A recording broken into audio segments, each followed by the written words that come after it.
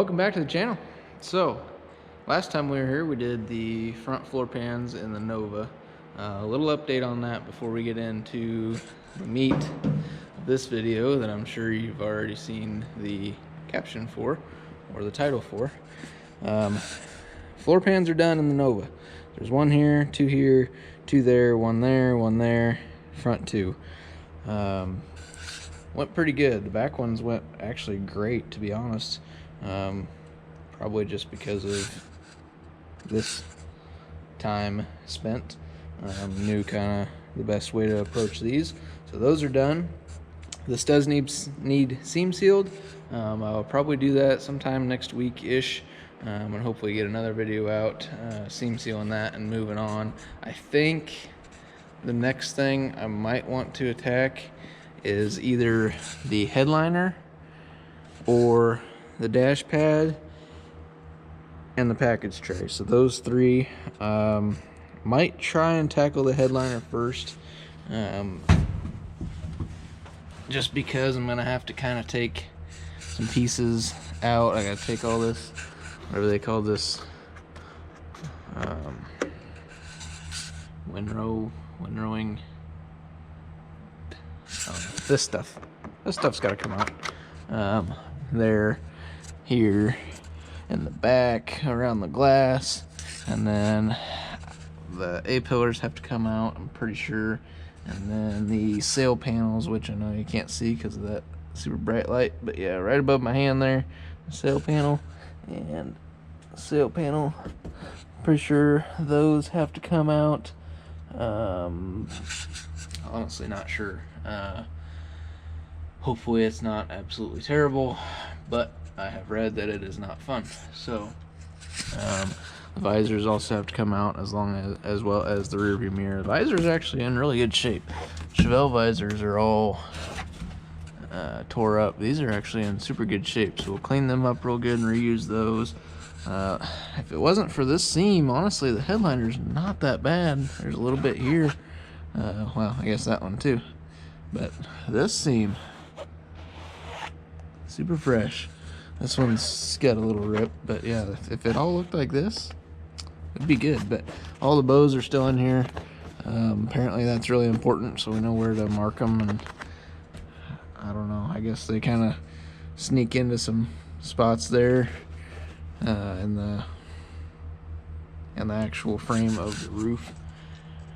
Don't know, we'll get to that when we get there. But headliner, dash pad, package tray, and then we will start kind of going with the floor. So that's your little update on the Nova. Now, been telling you for quite a while that the Chevelle is going to get an engine swap, and it is. Need to order some parts for that engine swap. I am looking at the engine right now, but I'm not going to tell you guys what it is. But the reason that this is going to expedite things, I'll just start it for you. So, started this Saturday, was actually going to take it for a drive. Let's see how she starts. So it's Tuesday now, Sunday, Monday, Tuesday. It's been 3 days. We'll give her a couple pumps here. Starts right up.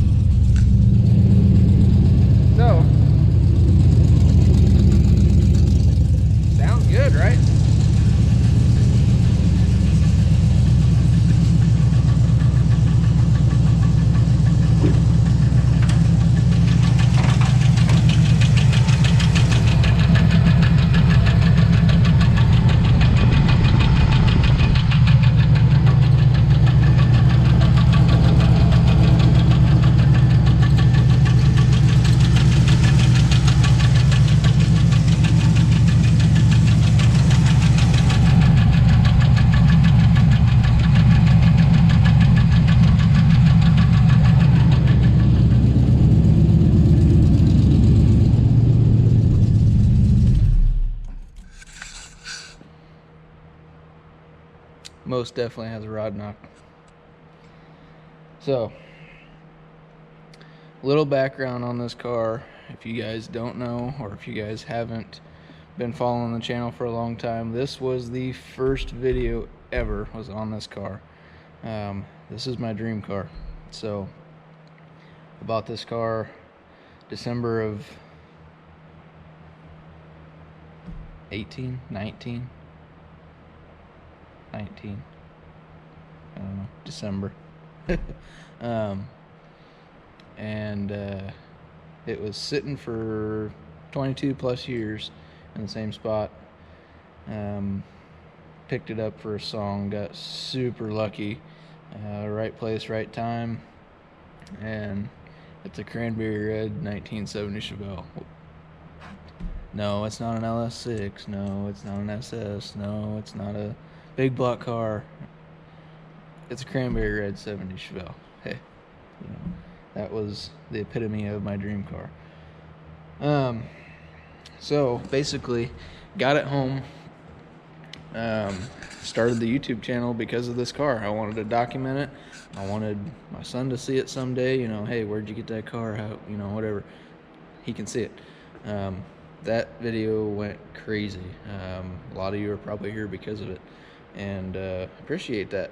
But did not do a thing to this engine, quite literally.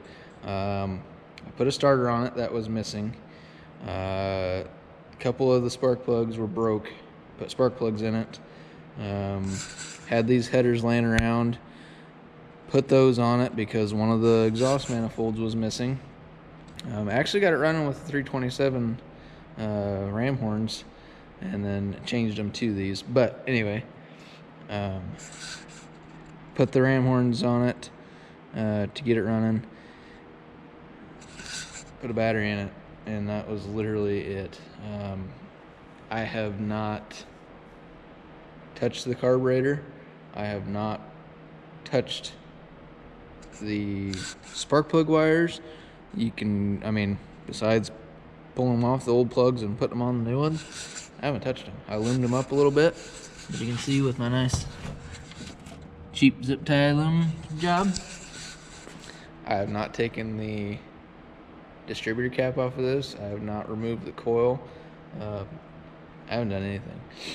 So this engine owes me absolutely nothing.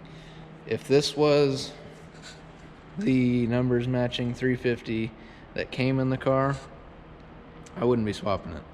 But as a bunch of you pointed out in that video that I kind of missed because of my excitement of owning this car, this engine, I know it's dark, sorry, this engine has an EGR right there on the intake. That is not factory for this model year car. So I ran the numbers on the pad on the head, or on the block under the head, and it is out of like a 77 van. So means absolutely nothing. So that's why I'm swapping this car.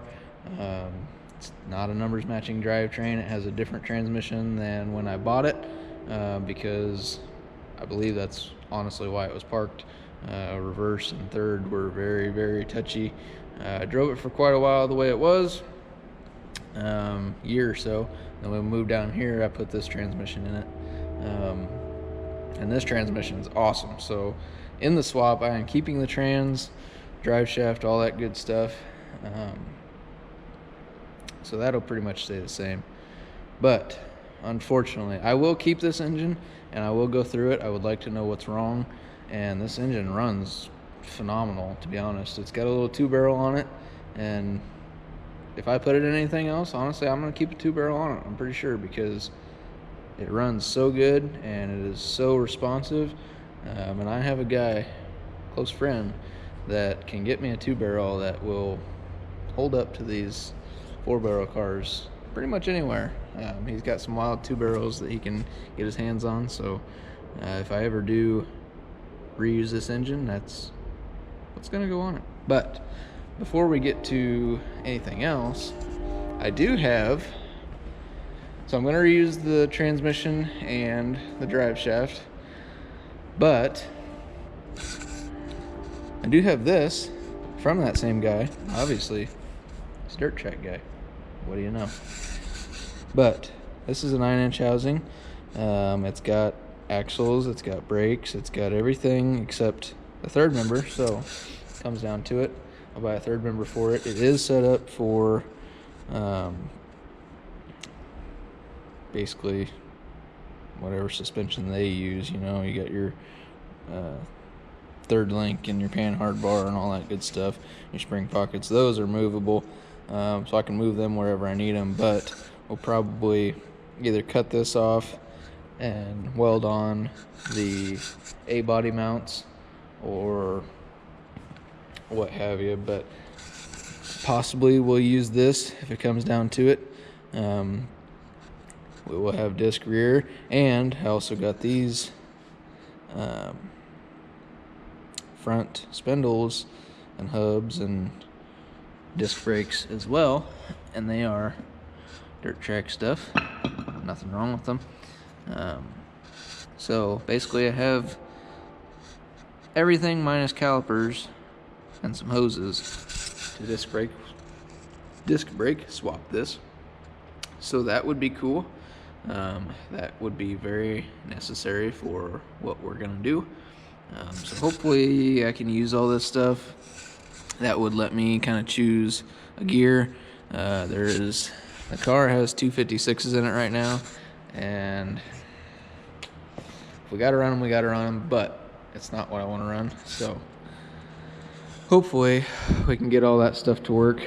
But that is kind of your update on the Chevelle.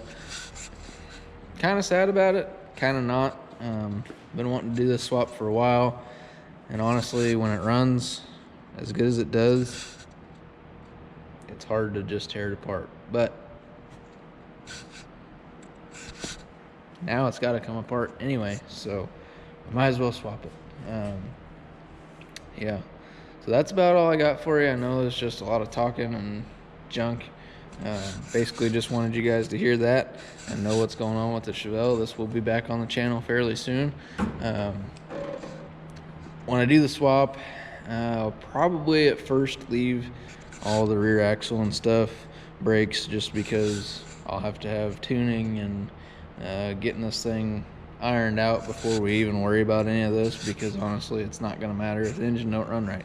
So there's going to be some obstacles. It's probably might not necessarily get a different tank, but there's going to have to be some type of fuel pump in line or in the tank for the pressure that we're going to have to run. So oh hey, been wondering where these are. So yeah, fuel system's gonna have to change a little bit. That's not really a big deal, but we will keep this set up for now. I do want to run a black steel wheel like I put on it originally after I bought it. Not really a big fan of the skinnies up front. It's just my preference. Kind of would like to go back to a Dirt Track style, mean muscle car type look. And if we use that axle that's over there, it actually is a little bit narrower, so I would be able to get a more readily available offset steel wheel that would fit perfect. So if we go do that route, I'll probably wait on the wheels until we do that, just because otherwise I'd have to buy wheels again. So yeah, enough of my rambling. Thank you guys for watching. As always, I'm sorry this was kind of boring, but I wanted to get something out to you, and I wanted to show you the Chevelle and give you a little update on the Nova and tell you what's going on there. And we will be back to you next week with more progress on the Nova. We got to get that thing going. The engine's still chilling here waiting for it. That's gonna turn out pretty good, I think. And we got to get that going. We got to get it in the car, and I want to hear this thing run pretty soon if possible. So thanks again guys for watching. We will see you next time.